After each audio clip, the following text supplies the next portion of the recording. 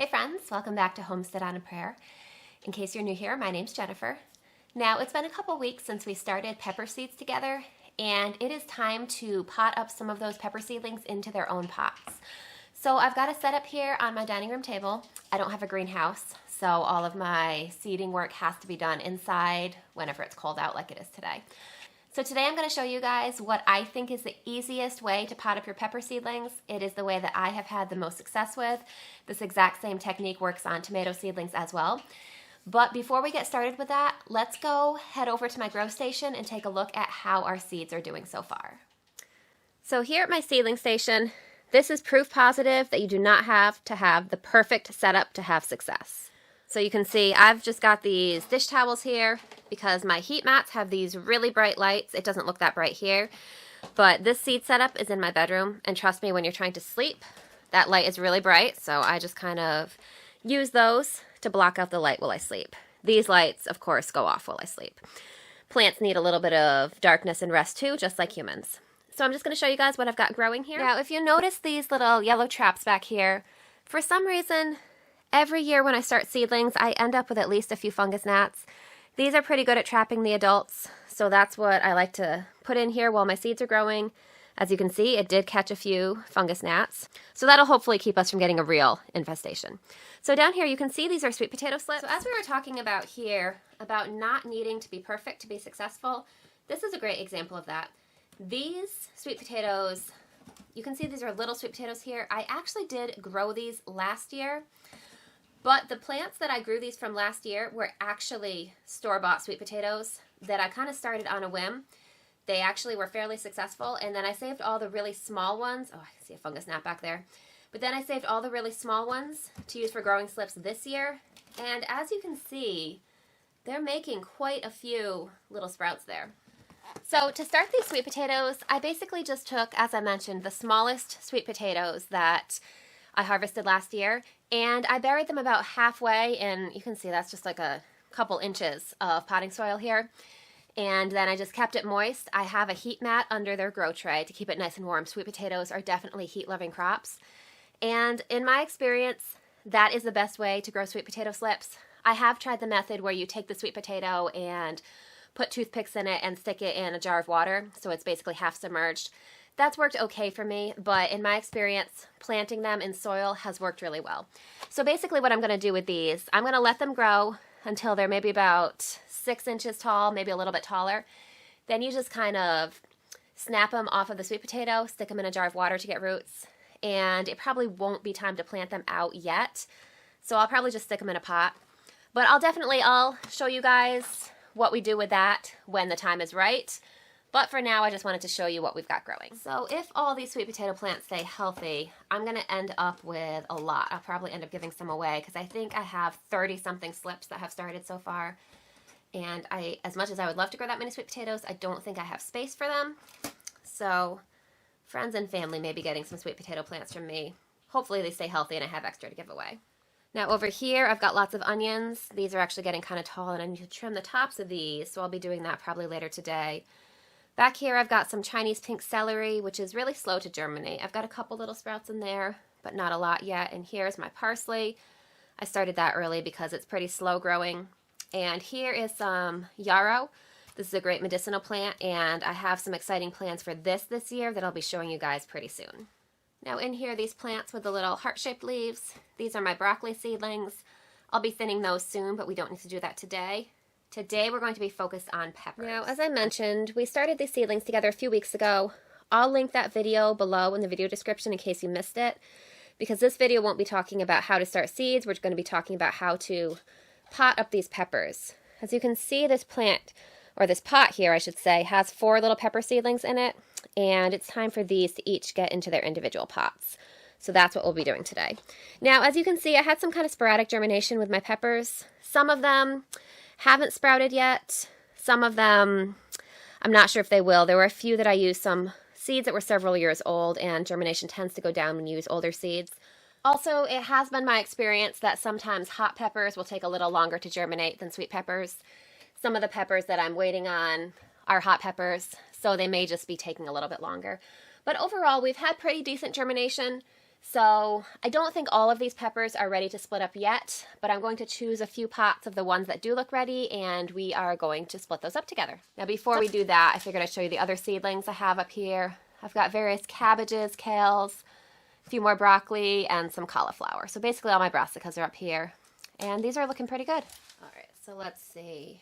I think these Lesia peppers are ready to split. Anaheim looks ready. Got some corbaci peppers we can split up. Let's see. My red Corno de Toros look ready, and I think my Craig's Grande jalapenos. So that should be enough to give us a good start. All right, so I think these peppers here will be enough to give us a good start. So let's take these on into the dining room and split them up. Now you can also see outside on my beautiful deck, I am experimenting with some winter sowing. I've got all of those milk jugs out there. Each of those has some seeds in it. Again, that's an experiment. So as the season goes on and it gets closer to planting time, I will update you guys on how that winter sowing is going. As I said, that's an experiment for me. I'm not really sure what to expect, but I know a lot of people do it with great results, so I figured it might be kind of fun to give it a try. So I've just got some kind of cold hardy plants out there. It's my understanding that you don't really want to do that with plants like tomatoes and peppers that don't like a frost. Again, this is new to me, so if someone has experience with it and that is inaccurate, please correct me in the comments because I am curious. And if you have experience with winter sowing, I would love to hear how it's gone for you. All right, so I brought all the peppers out that are ready to be split up. I'm just going to show you how I do that, and then we'll just get to work splitting up some pepper plants. Okay, so this up potting method works really well if you're kind of a softie like me and you really don't like the idea of thinning out healthy seedlings. This allows you to keep all the healthy seedlings growing. So the very first thing I'm gonna do before I actually do any potting is make labels for my plants. At this point in their lives, these pepper plants all look basically the same, and once I have them split up, I'm not gonna be able to tell them apart. Now, as you can see, they have a label in the pot that they're in, but see, this is corbaci peppers. I have 4 corbaci peppers in this pot. One of them will stay in here, the other 3 are going to go into their own pot and they're going to need their own label. So I'm gonna go ahead and prepare all those labels so they're ready before we actually do any planting.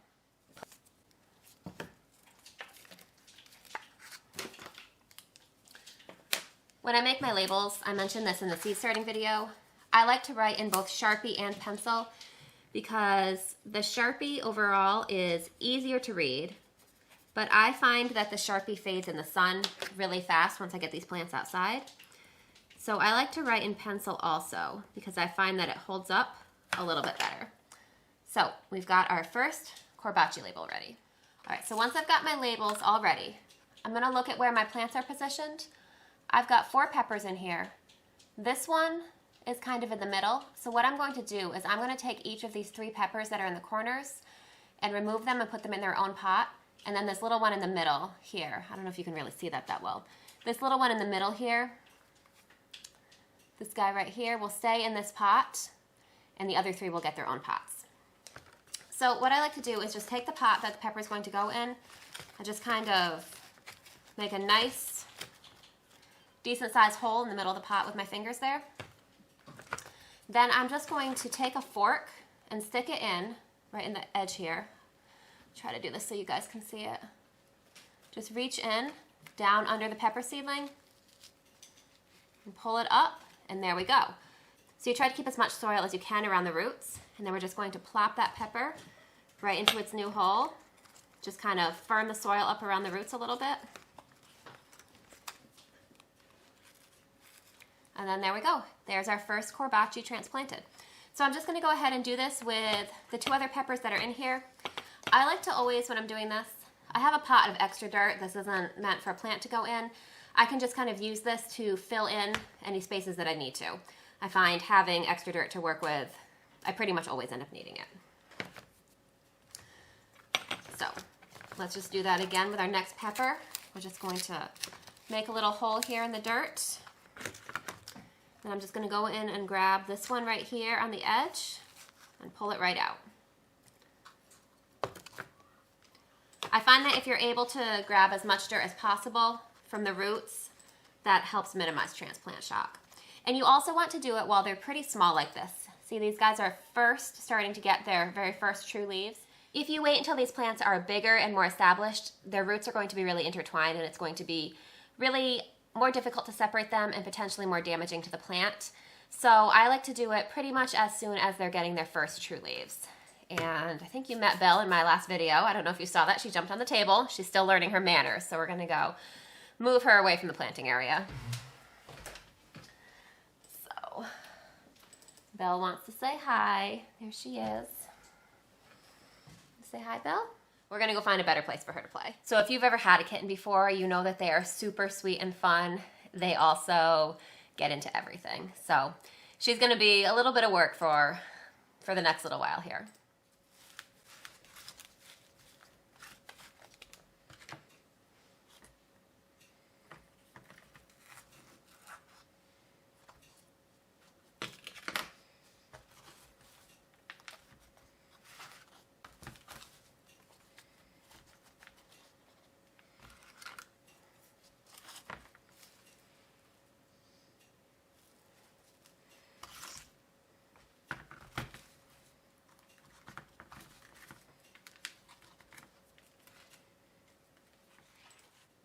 So you can see right in the front there, our 4 Corbaci peppers are all done and separated. Now being separated like that is going to give them better airflow. It's also going to give them more access to nutrients. This is our original pot here, and you can see this one little Corbaci that's left in here will now be able to have its own space, stretch out its roots, and it will have full access to all of the water and nutrients that it needs without any competition. So those 4 plants there are going to be much happier now that they're split up. So let's go ahead and get as you can see, Bella's back. So we're going to go ahead and get the rest of our plants all split up. So the next pepper I'm going to split up is the Anaheim pepper. So as you can see, this has 3 peppers in this pot here. I'm going to do this exactly the same way that I split up the Corbaci, except that I have 3 peppers that germinated and look nice and healthy. I am planning to only grow 2 of them. So what I'm going to do is I'm going to put the 3rd one into this red solo cup here. You can see I labeled it Anaheim pepper. I crossed out what I had in there last year because it's going to be something different. This year is going to be Anaheim pepper, and I'm going to put that into a plastic solo cup. As you can see, I have poked holes in the bottom of it. The reason I'm doing that is so that I can give this away to somebody, and then because it's in this cup here, they don't have to worry about returning the pot to me, and that way I have enough pots that have extra to give away. So I'm just going to go ahead and do the same thing. This one in the middle will stay here. I'll take out these 2 on the edge. One will go into one of my pots and one will go into the cup there.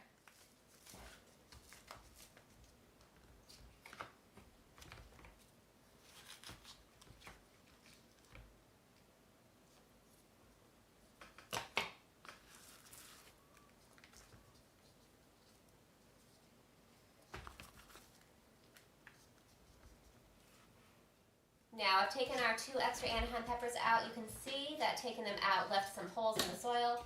So I'm just going to grab some soil from my extra pot here and just fill that in.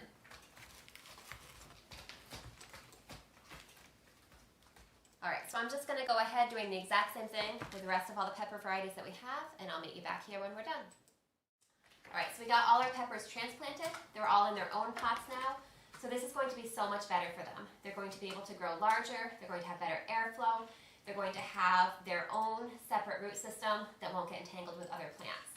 And then they'll be able to have access to all the water and nutrients that they need. And when I transplant them, it'll be a lot easier because they won't be tangled up with all the other plants. Now, one thing I forgot to mention, when you transplant them, you want to transplant them, when you put them in their new pot, you want to bury them about up to the same level that they were buried in the original pot. That's a little different than tomatoes. When you transplant tomatoes, you're going to want to bury them pretty deeply. Peppers you can plant slightly deeper than they were in the original pot, but they're not going to grow new roots along their stem as easily as tomatoes will. And so the benefits don't really outweigh the risks of doing that. So for peppers, I try to plant them about the same depth they were growing in the original pot, maybe ever so slightly deeper. So I'm going to go ahead and get these peppers all well watered. Whenever you transplant a plant or mess with its root system, you want to water it really well just to give it a chance to really recover from that transplant shock and just to sink its roots down in the soil, just to kind of reestablish itself.